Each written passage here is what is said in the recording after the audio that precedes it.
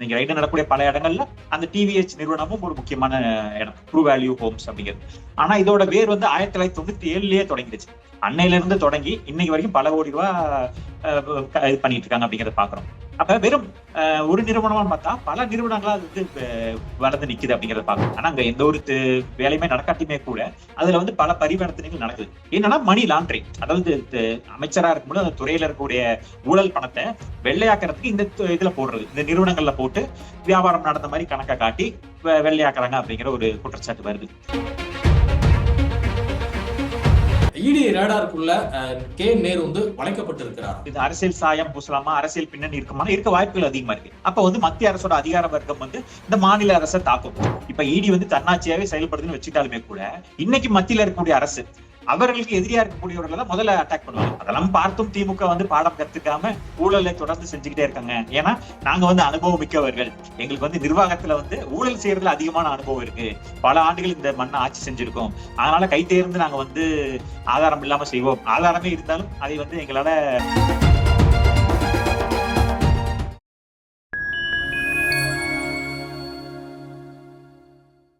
நேயர்களுக்கு வணக்கம். நான் உங்கள் சங்கீத். நம்ம சிறப்பு நிகழ்ச்சியில் நம்மோடு இணைந்திருக்கிறார் மதிப்பிற்குரிய அரசியல் விமர்சகர் மருத்துவர் திரு ரஞ்சித் குமார் அவர்கள். வணக்கம் சார். வணக்கங்க. எப்படி சார் இருக்கீங்க? நலமா இருக்கேன், நீங்க எப்படி இருக்கீங்க? நகர்ப்புற வளர்ச்சித்துறை அமைச்சர் கே நேரு அவர்களுடைய சகோதரர் ரவிச்சந்திரன் வீடு மற்றும் தொடர்புடைய அலுவலகங்களில் இடி ரெய்டு வந்து நடந்துட்டு இருக்கு இன்றைக்கு அதிகாலையில் இருந்து. அதே சமயம் அவருடைய மகன் பெரம்பலூர் பாராளுமன்ற உறுப்பினர் அருண் நேரு தொடர்புடைய அலுவலகம் மற்றும் சில இடங்கள்லயும் வந்து பாத்தீங்கன்னா அமலாக்கத்துறையினர் வந்து சோதனை நடத்தி வர்றாங்க. இந்த ரெய்டினுடைய முழு பின்னணி என்ன சார்?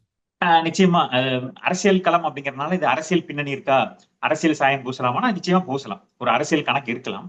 ஆனா அதையும் சார்ந்து பின்னாடி வந்து ஒரு முறைகேடு இருக்கா, பின்னாடி ஏதாவது ஊழல் நடந்திருக்கா, மணி லாண்டரிங் நடந்திருக்கா அப்படின்னு பார்த்தா நிச்சயமா இருக்கு. நெருப்பு இல்லாமல் புகையாது அப்படிங்கிற மாதிரி ஒரு ஊழல் இல்லாம அந்த இடத்துல வந்து ஒரு விசாரணை வரப்போறது இல்லை. குறிப்பா அண்ணன் நேரு அவர்கள் பார்த்தோம்னா மிக மூத்த ஒரு அமைச்சர். அவர் இன்னைக்கு புதுசா பதவி ஏற்றது கிடையாது. கிட்டத்தட்ட 1989 இருந்து அவர் வந்து பல்வேறு முறை அமைச்சரா இருந்திருக்காரு அப்படிங்கிறத பாக்குறோம். குறிப்பா 96 டு 2001 காலகட்டங்கள்ல அவரு அமைச்சர் பதவியில இருக்கும் பொழுது அவரோட சகோதரர் அவர் பல நிறுவனங்கள் உருவாக்குறாரு. 1997 இருந்து இப்ப இன்னைக்கு வந்து பிரபலமா பேசப்படுற டிவிஹெச் நிறுவனம் அது மிக பிரம்மாண்டமான ஒரு நிறுவனமா வளர்ந்து நிக்குது. அதுல இன்னைக்கு வந்து ரைடு நடக்குது. நீங்க ரைடு நடக்கூடிய பல இடங்கள்ல அந்த டிவிஹெச் நிறுவனமும் ஒரு முக்கியமான இடம், ட்ரூ வேல்யூ ஹோம்ஸ் அப்படிங்கிறது. ஆனா இதோட வேர் வந்து 1997லயே தொடங்கிடுச்சு. அன்னையில இருந்து தொடங்கி இன்னைக்கு வரைக்கும் பல கோடி ரூபாய் இது பண்ணிட்டு இருக்காங்க அப்படிங்கறத பாக்குறோம். அப்ப வெறும் ஒரு நிறுவனமா பார்த்தா பல நிறுவனங்களா அது வந்து வளர்ந்து நிக்குது அப்படிங்கறத பாக்குறோம். 97 காலகட்டங்கள், அப்புறம் 2006 2011 காலகட்டங்கள் இன்னும் அதிகமான நிறுவனங்கள் உருவாக்குறாங்க. சோ ஒரே பேர்ல பல நிறுவனங்கள், பல ஷெல் கம்பெனிகளா, அதாவது சும்மா டம்மி கம்பெனியா இருக்கும். இந்த மாதிரி பல நிறுவனங்கள் உருவாக்கி அதுல இவரே இயக்குனரா இருக்காரு. அதுல கே நேரு அவரோட மகன் அருண் நேரு அவர்களும் வந்து இயக்குனரா செயல்படுறாரு அப்படிங்கறத பாக்குறோம். சோ இந்த மாதிரி மூத்த அமைச்சர்கள் என்னன்னா அவர்கள் பேர்லயுமே அவர்களோட உறவினர் பேர்லயுமே பல நிறுவனங்கள் உருவாக்கி அதுல வந்து தங்களோட மணி லாண்டரிங் பண்றதுக்கு பயன்படுத்துறாங்க அப்படிங்கறத பாக்குறோம். அப்ப இந்த மாதிரி டிவிஹெச் நிறுவனம், இந்த மாதிரி நம்ம ஜிஎன்ஆர் ரைஸ், இந்த மாதிரி பல்வேறு நிறுவனங்கள் வந்து பேரளவுல இயங்கினாலுமே அதுல பல்வேறு கிளை நிறுவனங்கள் உருவாக்கி பல பரிவர்த்தனைகள் நடக்குது. ஆனா அங்க எந்த ஒரு வேலையுமே நடக்காட்டியுமே கூட அதுல வந்து பல பரிவர்த்தனைகள் நடக்குது. என்னன்னா மணி லாண்டரிங், அதாவது அமைச்சரா இருக்கும்போது அந்த துறையில இருக்கக்கூடிய ஊழல் பணத்தை வெள்ளையாக்குறதுக்கு இந்த இதுல போடுறது, இந்த நிறுவனங்கள்ல போட்டு வியாபாரம் நடந்த மாதிரி கணக்கை காட்டி வெள்ளையாக்குறாங்க அப்படிங்கிற ஒரு குற்றச்சாட்டு வருது. அப்ப இடி வந்து இந்த விசாரணைகள் பண்ணும்போது எங்க இருந்து பணம் வருது, இவ்வளவு பணம் எப்படி வந்திருக்கு, இதுல கணக்கு வழக்கெல்லாம் வந்து ஆராயறாங்க அப்படிங்கறத பாக்குறோம். ஆனா இவர்களுக்கு என்ன ஒரு சாதகம்னா, நம்ம சொன்ன மாதிரி 1997லயே நாங்க கம்பெனி ஓபன் பண்ணிட்டோம், அன்னையில இருந்து இன்னைக்கு வரைக்கும் கிட்டத்தட்ட பல்லாண்டு காலமா நாங்க வந்து செயல்பட்டு இருக்கோம், பல கோடி ரூபாய் சொத்துக்களை நாங்க வந்து கையாண்டிருக்கோம், அதனால எங்களுக்கு வந்து கணக்கு வழக்கு இருக்கு அப்படின்னு காட்டினாலுமே கூட ஒரு குறிப்பிட்ட அளவுக்கு மேல கணக்கு காட்ட முடியாது. எவ்வளவுதான் காட்ட முடியும்? ஏன்னா இவர்கள் கொள்ளையடிக்கிறது அவ்வளவு அதிகமா இருக்கனால பல்லாயிரம் கோடி ரூபாய் கொள்ளையடிக்க முடியுது. சில 100 கோடினா கணக்கு காட்டிடலாம். பல்லாயிரம் கோடி அப்படிங்கிறப்ப அங்கோடு இங்கனுமா வந்து அக்கௌண்ட்ஸ்ல பிரச்சனைகள் இருக்குது. அப்ப அந்த கணக்கு எல்லா நிறுவனத்தையும் கணக்கு பார்த்து முடிக்கிறதுங்கிறது இப்ப நான் அந்த பட்டியல எடுத்து சொல்ல ஆரம்பிச்சனாலே நாள் பத்தாது. கிட்டத்தட்ட 50-60 நிறுவனங்கள் இவர்கள் பேர்ல வந்து ஒரே பேர்ல இருக்குது, ஒரே அட்ரஸ்ல. இப்ப நம்ம அடையார் எடுத்துக்கிட்டோம்னா ஷெல் கம்பெனிகள் பெயர் போன இடம். அந்த அடையாறுங்கிறது பாத்தீங்கன்னா எல்லா அமைச்சர்களுக்குமே அங்க வந்து அவர்களோட ஷெல் கம்பெனிகள் இருக்கும். ஒரே ஒரு அபார்ட்மெண்ட் இருக்கும். அந்த அபார்ட்மெண்ட்ல ஒரு டோர் நம்பர்ல ஒரு அலுவலகம் இருக்கும். ஆனா அந்த அலுவலகத்துல பல கம்பெனிகள் பதிவு செய்யப்பட்டிருக்கும். ஏன்னா ஒரு அட்ரஸ் கொடுத்தா போதும் அப்படிங்கிறப்ப பல நிறுவனங்கள் வந்து பதிவாகிருக்கு அப்படிங்கிறது பாக்குறோம். அந்த மாதிரி இவர்களோட பட்டியல் எடுத்தோம்னா எந்தெந்த கம்பெனில டைரக்டரா இருக்காங்கன்ற லிஸ்ட் எடுத்தோம்னா அருண் நேரு பேர்ல 100 கம்பெனி வரும். இவரு ரவிச்சந்திரன் அவர்கள் பேர்ல 100 கம்பெனி வரும். அவர்களோட சார்ந்தவர்கள் பேர்ல 100 கம்பெனி வரும். சோ இத்தனை நிறுவனங்கள் இருக்கு, இத்தனை வங்கி கணக்குகள் இருக்கு, இதுல எல்லாம் பண பரிவர்த்தனை நடக்குது. அப்ப அதனாலதான் ஈடிக்கு வந்து என்னன்னா மிகப்பெரிய சவாலா இருக்கு அப்படின்னு பாத்தீங்கன்னா, வெறுமனே இப்ப நம்மளவே சாமானியர்கள் வந்து ஒரு வங்கி கணக்கு வச்சிருப்போம், இல்ல ஒரு 2-3 வச்சிருப்போம். அதை தாண்டி நம்ம வந்து இருக்கிற வங்கி கணக்கை மெயின்டைன் பண்றதே கஷ்டமா இருக்கு. மினிமம் பேலன்ஸ் புடிச்சிடுறேன், ஏடிஎம் சார்ஜ், மெசேஜ் சார்ஜ் புடிச்சிடுறேன். அதனால அக்கௌண்ட்டே வச்சுக்கிறதுக்கு விருப்பம் இல்லை. ஆனா இவர்கள் வந்து நூத்துக்கணக்கான அக்கௌண்ட் வச்சிருக்காங்க, பல பினாமிகள் பேர்ல வச்சிருக்காங்க. சோ எல்லா பரிவர்த்தனையும் எடுத்து ஆராய வேண்டியது இருக்கு. அதுலயும் அப்பயும் தாண்டி கணக்குல வராத ஐடிஇடியோட ரேடார்ல சிக்கக்கூடிய அளவுக்கு இவர்கள் வந்து பரிவர்த்தனை செஞ்சிருக்காங்க. அந்த அடிப்படையில தான் இந்த ரைடு தொடருது. அதே மாதிரி இது 2018 நீச்சி. 2018 ரைடு பண்ணாங்க. அப்ப பல கோடி ரூபாய் சொத்துக்கள் வந்து கிடைச்சது, பல கிலோ தங்கங்கள் கிடைச்சது, அந்த மாதிரி பல்வேறு விஷயங்கள் ஆதாரங்கள் கிடைச்சது ஒரு அடிப்படையில அதோட நீட்சியா இன்னைக்கு அந்த ரைடு வந்து நிக்குது அப்படிங்கறத பாக்குறோம். அதேவே நம்ம சொல்ல முடியுது, சொன்னீங்க நகர்ப்புறத்துறை அமைச்சர் அப்படின்னு. அப்ப இந்த நகர்ப்புற உட்கட்டமைப்புல பல கோடி ரூபாய் முறைகேடு நடக்குது. குறிப்பா பார்த்தோம்னா மாநகராட்சி, சென்னை மாநகராட்சியிலேயே பார்த்தோம்னா கழிவறைகள் டெண்டர்ல ஊழல் நடக்குது அப்படிங்கறத நம்ம பார்த்தோம். அது பெரிய பேசு பொருளாயிட்டு இருக்குது. இப்ப வந்து இந்த மணல் கொள்ளை வந்து ஏற்கனவே ஒரு ரைடு நடந்து அதுல 10,000 கோடி ரூபாய் வந்து ஊழல் நடந்திருக்கு அப்படிங்கிற குற்றச்சாட்டு வைக்கப்பட்டது. அப்ப அந்த மணல் கொள்ளைக்கும் நகராட்சி மேம்பாட்டுக்கும் என்ன ஒரு தொடர்புனா, இந்த மணலை கொள்ளையடிக்கும் பொழுது ஊழல் பண்ணாங்க ஒரு ஒரு வகை. அந்த கொள்ளையடிச்ச மணலை வியாபாரம் பண்ணதுல ஒரு ஊழல். அதாவது சென்னை மாநகராட்சிக்கு குடிநீர் திட்டம் கொண்டு வராங்க, கடல் நீரை குடிநீராக்கிற திட்டம். அது மாநகராட்சியோட துறையில வருது, மாநகராட்சி நிர்வாகத்தோட. அப்ப அவர்கள் வந்து என்னன்னா அதுக்கு வந்து 2 லட்சம் மெட்ரிக் டன் வந்து மணல் தேவைப்படுது அப்படின்னு ஒரு கணக்கு கேட்பாங்க. அது வந்து மணல் மாஃபியான்னு சொல்லப்படக்கூடிய நம்ம வந்து மும்மூர்த்திகள், இந்த மணல் கரிகாலன், இந்த 3 பேர் இருக்காங்க. அந்த 3 பேர்கிட்ட இருந்துதான் மணலை பர்ச்சேஸ் பண்றாங்க. ஆமா, அவங்கள்ட்ட இருந்து எடுக்கிறாங்க. மணல் ராமச்சந்திரன், மணல் கரிகாலன் இவங்க எல்லாம் இருக்காங்களே, இவங்கள்ட்ட தான் அந்த மணலை வந்து டெண்டர் எடுக்கிறாங்க. அதுல பல கோடி ரூபாய் முறைகேடு நடக்குது. அதிகமான விலை கொடுத்து எடுக்கிறாங்க. இன்னொன்னு 1 லட்சம் மெட்ரிக் டன் வாங்கிட்டு 2 லட்சம் வாங்கினதா கணக்கு எழுதிக்கிறாங்க. அந்த மீதி இருக்க 1 லட்சம் டன்னை வந்து அவர்கள் வந்து வெளியில வந்து கள்ள மார்க்கெட்ல, கள்ளச்சந்தையில அதிக விலைக்கு விற்கிறாங்க. அதுல ஒரு கமிஷன் கிடைக்குது. இப்படிதான் வந்து குற்றச்சாட்டுகள் வந்து தொடர்ந்து போகுது. இடி வந்து இதனாலதான் அதிகமா மணல் எடுத்தாங்கன்னு சொல்லி அதை கண்டுக்காத கலெக்டர்களுக்கு சம்மன் கொடுத்தாங்க. அதை வித்ததுல வந்து முறைகேடு இடி வந்து அதை விசாரிச்சுட்டு இருக்காங்க.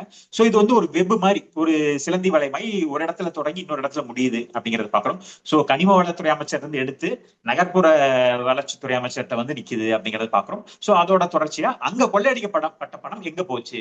அப்ப அது மணி லாண்டரிங் ஆயிருக்கு. இந்த டிவிஹெச் நிறுவனம், இந்த ஜிஎன்ஆர் ரைஸ் நிறுவனம், இந்த மாதிரி பல்வேறு நிறுவனங்கள் இருக்கு.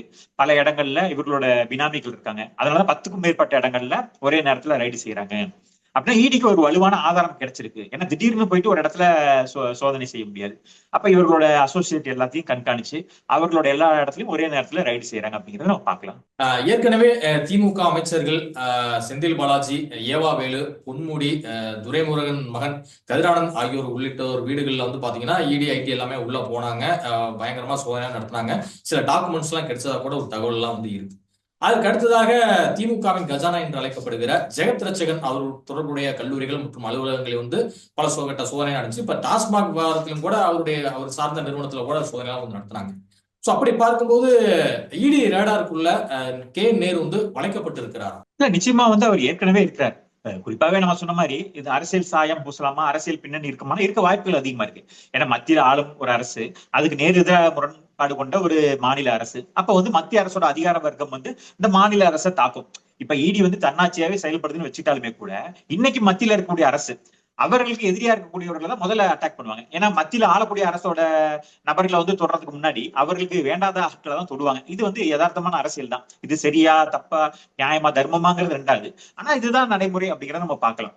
அப்ப திமுக மத்திய அரசுக்கு எதிராக இருக்கு, பாஜக அரசுக்கு எதிராக இருக்கு அப்படிங்கிறப்ப இவர்கள் எல்லாருமே ஒரு கடிவாளத்துக்குள்ள கொண்டு வர பார்ப்பாங்க. ஏன்னா மத்தியில ஆளும் அரசு வந்து மாநிலத்தை தன்னோட கட்டுப்பாட்டுல வச்சுக்க அவர்கள் மேல வந்து தங்களோட அதிகாரத்தை பண்ண பார்ப்பாங்க. ஏன்னா காங்கிரஸ் செய்யாத இது இல்ல, இவர்களை வந்து ரைடு விட்டு சீட்டெல்லாம் வாங்கினது நம்ம பார்த்த வரலாறு இருக்குது. அப்படிங்கிறப்ப கூட்டணியில இருந்த திமுக காங்கிரஸ் கூட்டணியில் இருக்கும் பொழுதே தன்னோட கூட்டணி அரசே இவர்கள் மேல வழக்கு தொடுத்து சிறையில அடைச்சு இவ்வளவு பண்ணும் பொழுது நேர் எதிர் முரண் கொண்ட ஒரு ஆட்சி நடக்குது அப்படின்னா அப்ப எவ்வளவு இதா இருக்கணும் அப்படிங்கிறத நம்ம பாக்குறோம். அப்ப திமுக மேல எல்லாருமே ரேடார்ல இருப்பாங்க, எல்லா அமைச்சர்களுமே ரேடார்ல தான் இருக்காங்க.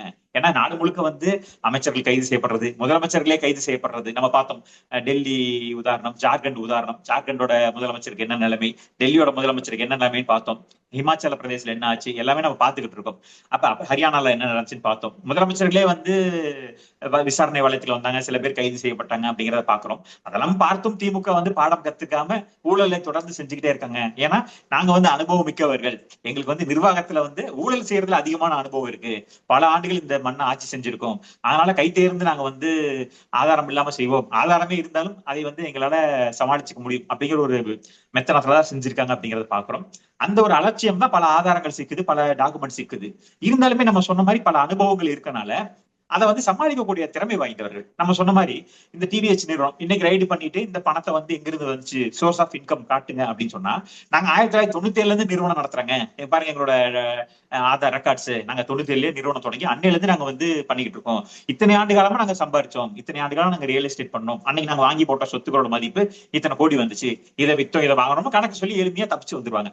அப்படிதான் எல்லாருமே தப்பிச்சுக்கிட்டு இருக்காங்க. அப்ப அண்ணன் ஜெகத் ரட்சகனா இருக்கட்டும், அண்ணன் ஏவா வேலுவா இருக்கட்டும், இவர்கள் மூத்த அமைச்சர்கள் அப்படிங்கறதுனால இவர்கள் கடந்த ஆட்சி காலத்திலேயே பல நிறுவனங்களை தொடங்கி, பல பினாமிகளை தொடங்கி, பல நிறுவனங்கள் தொடங்கிட்டாங்க. பாத்தீங்கன்னா கல்லூரி நடத்துவாங்க, மதுபான ஆலைகள் நடத்துவாங்க, ஹாஸ்பிட்டல் நடத்துவாங்க, எல்லாமே வந்து நடத்துவாங்க.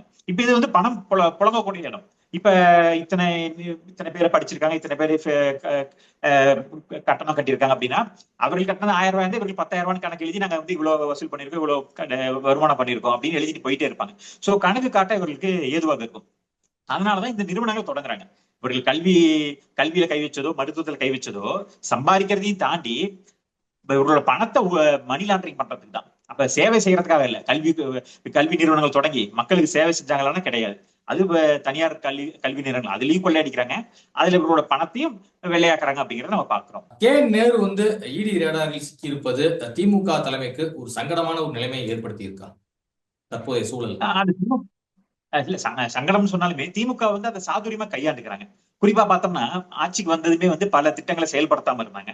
காரணம் கேட்டா அதிமுக 10 ஆண்டுகளா எல்லாத்தையும் கஜானாவை காலி பண்ணிட்டு போயிட்டாங்க, அதனால நிதி நெருக்கடின்னு சொல்லி அதிமுக மேல கொஞ்ச நாள் பழி போட்டாங்க. அப்புறம் அது போர் அடிச்சிருச்சு, மக்களும் வந்து அவர்கள் ஆட்சியை விட்டு போயிட்டாங்க, அதுக்கு தான் நாங்க தண்டனை கொடுத்து அவர்கள் அனுப்பிட்டோம், நீங்க என்ன செய்றீங்கன்னு கேள்வி கேட்க ஆரம்பிச்சதுமே இப்ப யார் மேல பழிய போடலான்னு மத்திய அரசு மேல பழி போட ஆரம்பிச்சாங்க. மத்திய அரசு நிதி கொடுக்கல, மத்திய அரசு ஒத்துழைப்பு கொடுக்கல, ஆளுநர் கையெழுத்து போடலைங்கிற குற்றச்சாட்டை வச்சுக்கிட்டு இருந்தாங்க. குறிப்பா பார்த்தோம்னா இப்ப கூட பாத்தீங்கன்னா இந்த மும்மொழி கொள்கை பிரச்சனை, PM ஸ்ரீ ஸ்கூலை வந்து ஏத்துக்கல, 2000 கோடி ரூபாய் தரமாட்டம் மத்திய அரசு வந்து சொல்லிருச்சு. மத்திய அரசோட சிக்கல் என்னன்னா அவர்களுக்கு கொஞ்சம் சில விஷயங்கள் கராரா இருக்கிறது பிரச்சனையா போய் முடியுது. உதாரணத்துக்கு பள்ளி கல்வித்துறை, அதுல வந்து 50,000 கோடி ரூபாய் பட்ஜெட்டுங்க, கிட்டத்தட்ட 44,000 48,000 கோடி ரூபாய் வந்து பட்ஜெட் போடுறாங்க ஆண்டு ஒண்ணுக்கு. ஆனா அந்த 48,000 கோடி ரூபாயில செய்ய முடியாத திட்டங்களை இந்த 2,000 கோடி ரூபாய் வராதனாலதான் செய்ய முடியல அப்படிங்கிற ஒரு பிம்பத்தை கட்டமைச்சிடுறாங்க. இப்ப மத்திய அரசும் வந்து ஒரு எதேச்ச அதிகாரத்தோட, ஒரு அதிகாரத்தோரணையோட நீங்க இந்த திட்டத்தை அமல்படுத்தினாதான் கொடுப்போம் அப்படின்னு ஒரு வார்த்தை சொல்லிட்டு போயிடுறாங்க. ஆனா இவர்கள் என்ன சொல்றாங்க, மத்திய அரசு நிதி தரல, 2,000 கோடி ரூபாய் வராதனால ஸ்தம்பிச்சு போயிட்டோம் அப்படிங்கிறாங்க. அப்ப நமக்கு என்ன ஒரு பிம்பம் ஏற்படுது, ஓ இதனாலதான் பள்ளி கல்வித்துறை சீரழிஞ்சு கிடக்குதா, இதனாலதான் வந்து உட்கட்டமைப்பு நடக்கலையா, இதனாலதான் பள்ளியில வந்து மாணவிகள் வந்து பாலியல் சீண்டலுக்கு ஆளாகிறாங்களா, இதனாலதான் கழிவறைகளை வந்து மாணவர்களை சுத்தம் பண்ண வைக்கிறாங்களா, இதனாலதான் மேல்நிலை தொட்டிகளை வந்து மாணவர்களை சுத்தம் பண்ண வைக்கிறாங்களா, வகுப்பறைகளை கூட்ட வைக்கிறாங்களா, ஒருவேளை மத்திய அரசு காசு கொடுத்திருந்தா எங்க மாணவர்கள் வந்து நல்லா இருந்திருப்பாங்களோ அப்படிங்கிற ஒரு பிம்பத்தை உருவாக்குறாங்க. ஆனா பார்த்தோம்னா இந்த 48,000 கோடி ரூபாய் என்ன செஞ்சாங்கன்னு தெரியல, அந்த பணத்தெல்லாமும் ஊழல் செஞ்சு மணி லாண்டரிங் பண்றாங்க அப்படிங்கறது பாக்குறோம். இந்த மாதிரி ஒவ்வொரு திட்டத்திலுமே இப்ப பணம் கேட்கறதே வந்து ஊழல் பணம் தான். ஏன்னா இப்ப ஒரு அதிகமான நிதி வந்து அதிகமா ஊழல் பண்ணலாம் அப்படிங்கிறதுக்காக இவரோட ஆதங்கத்தை காட்டுறாங்களே தவிர, நிதி வரல மக்களுக்கு நல்லது செய்ய முடியுங்கிறதுல இவரோட கவலையே கிடையாது. ஏன்னா 10,000 கோடி ரூபாய் வந்து தாழ்த்தப்பட்டவருக்கான அந்த நிதியை வந்து திருப்பி அனுப்பிச்சிட்டாங்க தேவையில்லைங்கிற மாதிரி. அப்புறம் இப்ப வந்து என்ன சொல்றாங்க, நிதி கொடுக்கலங்கிறாங்க. ஏன்னா மத்திய அரசு ஒரு நிதி கொடுக்கும், அதை சரியா பயன்படுத்தாண்டி அந்த நிதி திருப்பி போனா வேற திட்டத்துக்கு அதை கொடுப்பாங்க. அப்படிதான் வந்து இருக்கக்கூடிய சிஸ்டம். அப்ப இவர்கள் வந்து எல்லாத்தையுமே பழி போட்டு தப்பிச்சுக்கிட்டு இருக்காங்க. அந்த அடிப்படையில திமுக வந்து இதையுமே வந்து ஈஸியா மடைமாத்திடுவாங்க. மத்திய அரசு வந்து எங்களை வந்து கால் புணர்ச்சியோட பாக்குறாங்க, எங்களுக்கு எதிராக இருக்கனால எங்களை வந்து குரலை நசுக்க பாக்குறாங்க, நாங்க சுய உரிமை பேசுறோம், மக்களுக்கான நலம் பேசுறோம், அதனால எங்களை ரைடு பண்றாங்கன்ட்டு பழிய போட்டுருவாங்க. அந்த அடிப்படையில தான் இந்த ரைடை வந்து இவர்கள் சமாளிச்சுக்கிட்டு இருக்காங்க. சோ இந்த ரைடுல என்ன சிக்கல் இருக்குன்னா, உடனே கைது அப்படிங்கிறது நடக்காது. இப்ப மத்திய அரசு பிடிக்கலைங்கிறனால ஒரே நாள தூக்கி உள்ள வச்சிட முடியாது, வலுவான ஆதாரங்கள் வேணும், அப்போதைய சாட்சியங்கள் வேணும், அப்பதான் வந்து அவர்கள் கைது செஞ்சு இது பண்ண முடியும். இப்ப அண்ணன் பொன்முடி அவர்களோட வழக்கை பாத்தீங்கன்னா அவர் கன்விக்ட், அவர் வந்து ஒரு இப்ப வந்து இந்த நீதிமன்றம் வந்து அவர் வந்து குற்றவாளின்னு சொல்லிருச்சு. ஆனா தீர்ப்பை நிறுத்தி வச்சு மேல்முறையீடு பழிவாங்குவதற்காகவே எதிர்க்கட்சிகள் ஆளக்கூடிய மாநிலங்களுடைய முதல்வர்களும் அமைச்சர்களும் வந்து கரெக்டா குறி வச்சு பிடிக்கிறாங்க, பாஜக ஆளக்கூடிய மாநிலங்களை அப்படியே வந்து விட்டுறாங்க அப்படிங்கிற ஒரு குற்றச்சாட்டு தொடர்ந்து முன்வைக்கப்படுது. இது எல்லாமே திட்டமிட்டு தான் பழி. அதான் அந்த குற்றச்சாட்டு வந்து அரசியல் காழ்ப்புணர்ச்சி சொல்லப்படும். இப்ப நம்ம சொன்ன மாதிரி யாரை ரைடு பண்ணணும், என்ன ரைடு பண்ணணுங்கிறது பிரதமர் அவர்கள் வந்து முடிவு பண்ணிட்டு இருக்க முடியாது. ஏன்னா இப்ப நாடு முழுக்க வந்து பாத்தீங்கன்னா பல அரசியல் கட்சிகள் இருக்காங்க, பல எதிர்கட்சி ஆளும் மாநிலங்கள், பல அமைச்சர்கள் இருக்காங்க, பல எம்எல்ஏக்கள் இருக்காங்க, பல தொழிலதிபர்கள் இருக்காங்க. இப்ப பிரதமர் மோடியால ஒவ்வொருத்தரையுமே வந்து பட்டியலிட்டு சொல்லிட்டு இருக்க முடியாது, இவரை போய் ரைடு பண்ணி இன்னார பண்ணு. அப்ப ஈடிக்கு வந்து ஒரு புரோட்டோகால் இருக்கும், ஒரு வந்து மோடஸ் ஆபரண்டி இருக்கும். அப்ப அவர்கள் பெரும்பாலும் என்ன பண்ணுவாங்க, இன்னைக்கு ஆளும் அரசை கை வைக்கிறத விட எதிராக இருக்கவர்கள் கை வைப்பாங்க. இது நிதர்சனம். அதான் நம்ம சொன்ன மாதிரி சரியா தவறா ஏன் செய்யலைங்கிறது கேள்வி எழுப்பலாம். ஆனா அதுல நம்ம ஆராய்ச்சி பார்த்தோம்னா பாஜக ஆதரவான சில பேர் மேலேயும் ரைடு நடந்திருக்கும். இப்ப சமீபத்துல பார்த்தோம்னா அண்ணாமலை அவர்களோட மச்சா மேல ரைடு நடந்துச்சுங்கிற ஒரு விஷயமெல்லாம் கூட செய்தியெல்லாம் கூட வந்துச்சு. இந்த மாதிரி பல இருக்கும். ஒரு மணல் கொள்ளையில வந்து பாஜக அலுவலகம் வரைக்கும் அந்த ரைடு போச்சு அப்படிங்கறதெல்லாமும் போகும். அப்ப அது வந்து ஒரு நூல் பிடிச்சு போவாங்க. இப்போ ஒரு குற்றச்சாட்டு வருதுன்னா அந்த குற்றச்சாட்டின் அடிப்படையில தேடி போவாங்க. இப்ப மணல் கொள்ளை அது பெரிய பேசு பொருளாச்சு.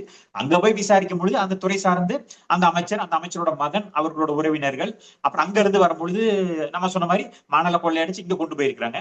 இந்த நகராட்சி துறையில வந்து ஊழல் நடந்திருக்கு. சோ இப்படிதான் அந்த வந்து பேசு பொருளாகுது. இப்ப வந்து டாஸ்மாக்ல வந்து சர்ச்சை பேசு பொருளாகுது, 10 ரூபா வாங்கினாங்கன்னு பிரச்சனை வருது. அங்க போய் ரைடு பண்றாங்க.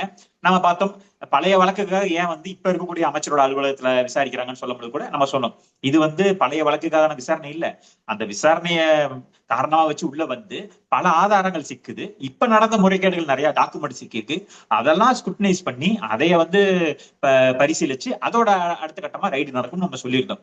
அண்ணன் செந்தில் பாலாஜி அவர்கள் வழக்கையே நம்ம வந்து ஏற்கனவே சொல்லியிருந்தோம். இது வந்து வெறுமனே அந்த லஞ்சம் வாங்கிட்டு வேலை வாங்கி தரேன்னு சொல்லி ஏமாத்தினாரு அந்த வழக்கோட நிக்க போறது இல்ல. இந்த துறையில இப்ப வந்து மின்சாரத்துறையில பல ஊழல் நடந்திருக்குது. அதே மாதிரி மதுபான துறையில பல ஊழல் நடந்திருக்கு. இதெல்லாமும் வெளியே வரும்னு சொன்னோம். அதுதான் இப்ப இந்த 1000 கோடி ரூபாய் வந்து மதுபான துறையில வந்து ஊழல் நடந்திருக்கு. சோ இது நீங்களே சொன்ன மாதிரி நம்ம வந்து ஜெகத் ரச்சனா அவர்களோட நிறுவனமும் இதுல தொடர்பாயிருக்கு. சோ இந்த மாதிரி ஒவ்வொருத்தருக்கும் ஒருத்தருக்கு கனெக்ஷன் இருக்கு. அப்படிங்கிறப்ப ஒரு இடத்துல கை வச்சா இன்னொரு இடத்துல வெடிக்குது. அப்ப அங்கேயும் போய் பரிசோதிக்க வேண்டிய ஒரு சூழல் ஏற்படுது. சோ ஈடிக்கு இதுவே நேரம் அதிகமா இருக்கு அப்படிங்கறத பாக்குறோம். இயல்பாவே பாஜக அரசுல ஊழல் குறைவா இருக்குங்கிறது நமக்கு தெரிஞ்ச விஷயம் தான். அப்ப இன்னொன்னு ஆளும் அரசுக்கு எதிராக இருக்கவர்களை தான் ரைடு பண்ணுவாங்க அப்படிங்கிறது கல யதார்த்தமும் கூட. அப்படிங்கிறப்ப சோ இது நம்ம எதிர்பார்க்கறது தான். இதுவரை உங்க பல்வேறு கருத்துக்கள் கொடுப்பதற்கு நன்றி சார். நன்றிங்க.